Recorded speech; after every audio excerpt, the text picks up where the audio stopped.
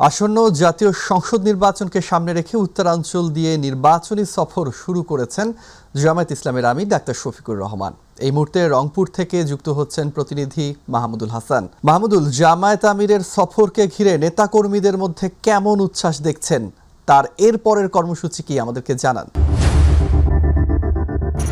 হ্যাঁ হাফিজ, আসলে যেমনটা আপনি জানতে চেয়েছেন যে আপনি জানেন যে দুদিনের সফরে আজকে প্রথম দিন জামাতে ইসলামীর যে আমির রয়েছেন ডক্টর শফিকুর রহমান, তিনি কিন্তু সকালে পঞ্চগড়ে হেলিকপ্টার যোগে এসে এবং সেখানে সকাল 11টায় কিন্তু সেখানে যে জামাতের আয়োজনে যে জনসভা, যেখানে 10 দলীয় জোটের যে নেতাকর্মীরা সেই জনসভায় কিন্তু আমরা দেখেছি যে কথা বলেছেন এবং এরপরে বেলা 2টার পরে কিন্তু যে দিনাজপুর রয়েছে গোরে শহীদ ময়দান, সেখানে তিনি কথা বলেছেন। এরপরে কিন্তু যেটি প্রোগ্রাম রয়েছে আমরা জেনেছি যে বিকেল 4টায় কিন্তু সেখানে অর্থাৎ বিশেষ করে ঠাকুরগাঁয়ে কিন্তু জনসভায় প্রধান অতিথি হিসেবে যোগদান করবেন। এরপরে কিন্তু বিভাগীয় শহর রংপুরে কিন্তু তিনি সন্ধ্যা নাগাদ এখানে এই জনসভায় কিন্তু নির্বাচনী যে প্রচারণার উদ্দেশ্যে যে জনসভাগুলোই তিনি যোগদান করবেন। তবে এই মুহূর্তে আমি রয়েছি রংপুরের যে পাবলিক লাইব্রেরি মাঠ।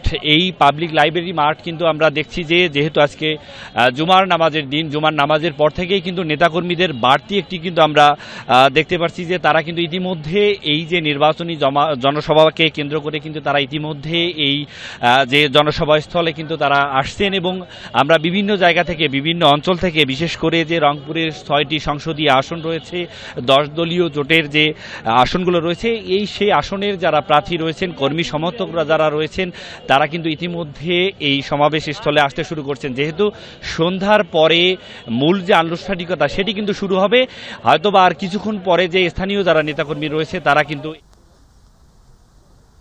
মাহমুদুল, আপনাকে ধন্যবাদ।